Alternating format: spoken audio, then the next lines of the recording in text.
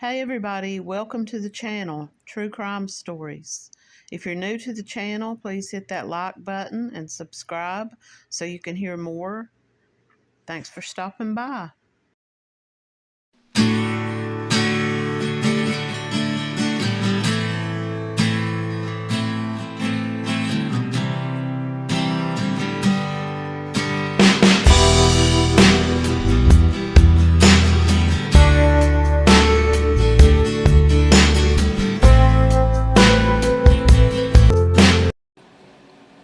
Welcome back to the channel, everybody.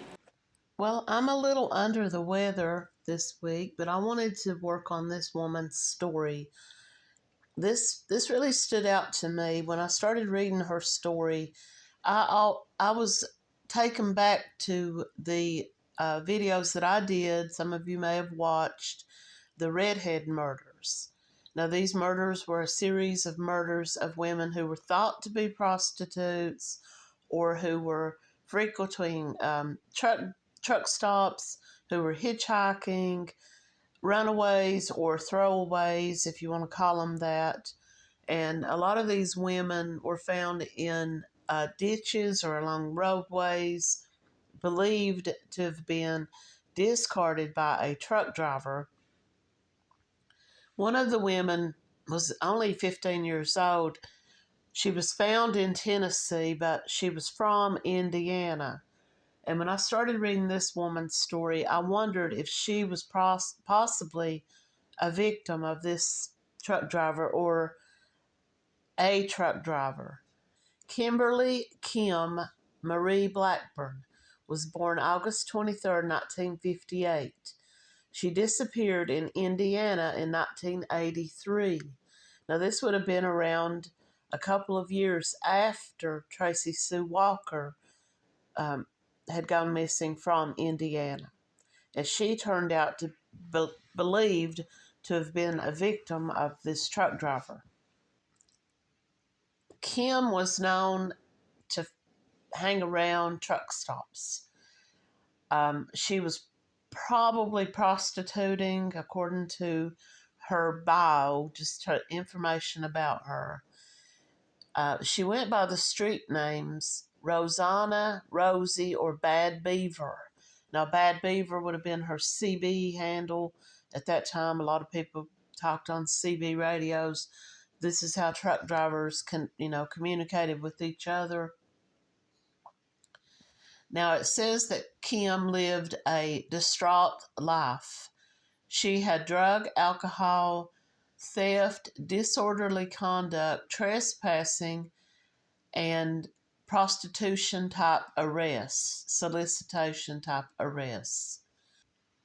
She had a history of just taking off and leaving and being gone for long periods of time. She hung out at truck stops and used CBs to contact truck drivers, and this was how she connected with these drivers. She had business cards, and she gave her occupation as public relations.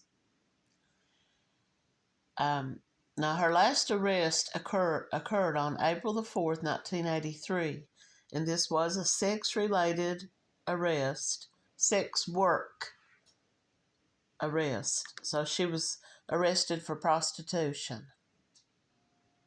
Kim was last seen in Indianapolis, Indiana on May 29th, 1983.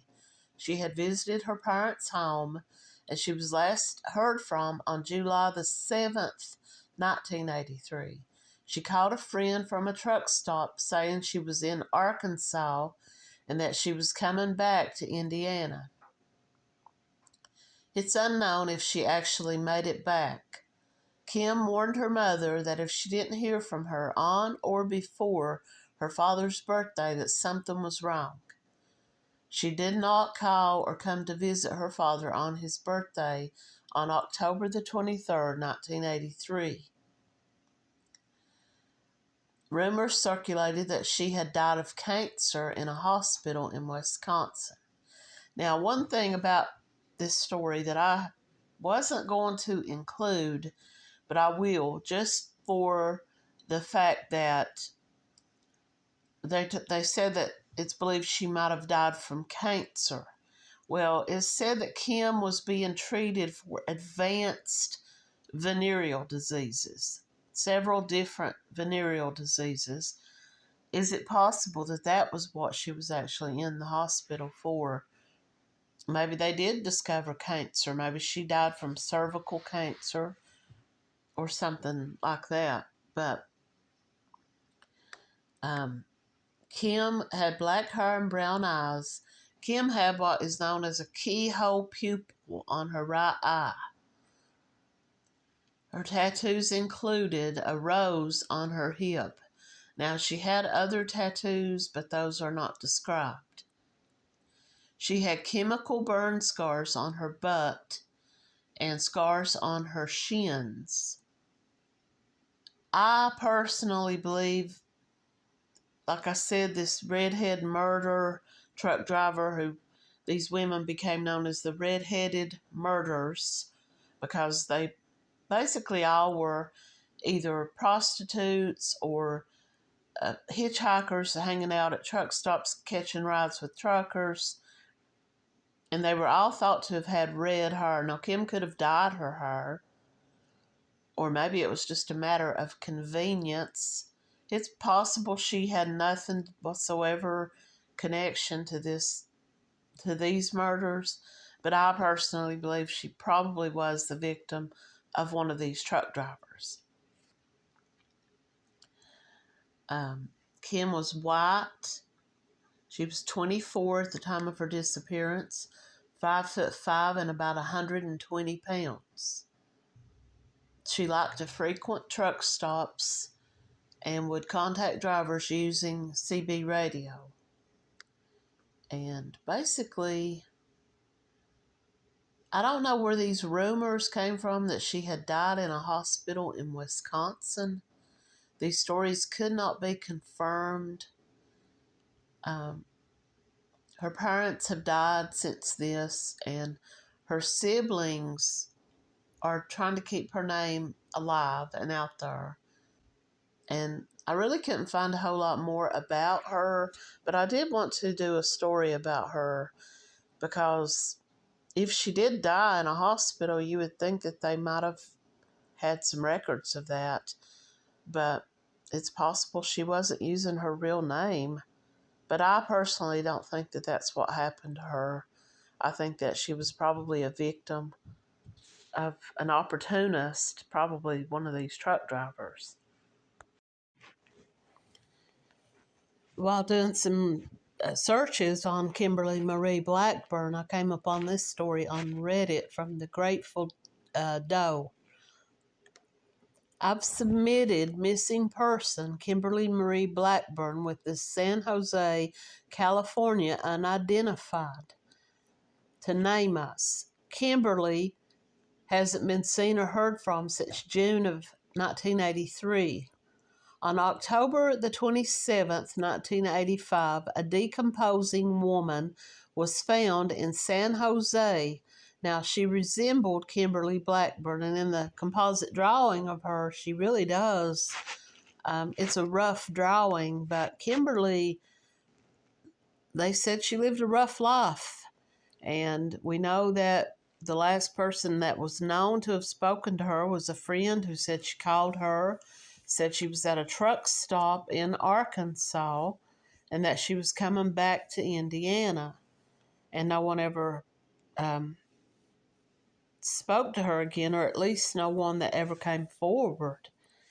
Is it possible that she got into a truck with some driver and he said, I'll take you to Indiana after I go to California. You want to come with me? Something like that, and maybe she trusted the wrong person.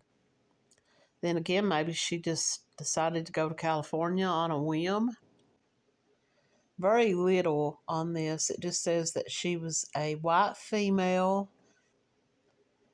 She was thought to be around 30 plus years old, and they believed her to be about 5'2" and weighing around 130 pounds. Now, keep in mind, she was decomposing. And so it's possible that her height and weight could have been just a guess. She was found deceased in a wooded area around San Jose, California. The unidentified Jane Doe was wearing a white tank top with a mesh pattern over the shoulders. She was wearing blue 501 Levi jeans and a bra size small. She was wearing backless sandals with clear plastic webbed material over the instep and a cork heel. Her fingernails and toenails had been polished in a bright pink. That was really all that identifying information that I could find on her.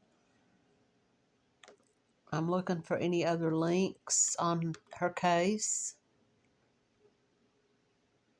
Someone says the resemblance is striking. Well, I wonder if they could have done DNA. I know that Kimberly had family members who were looking for her. And so it's possible. And Kimberly had been arrested, but I believe this was probably before CODIS started putting everyone's, but they would have her fingerprints, even if they don't have her DNA, which, let's jump back to the part where I said that she was being treated for multiple advanced venereal diseases. And so it's possible that they may have had some of her blood or something. The story of Kimberly Blackburn did not have a whole lot of details anywhere that I could find.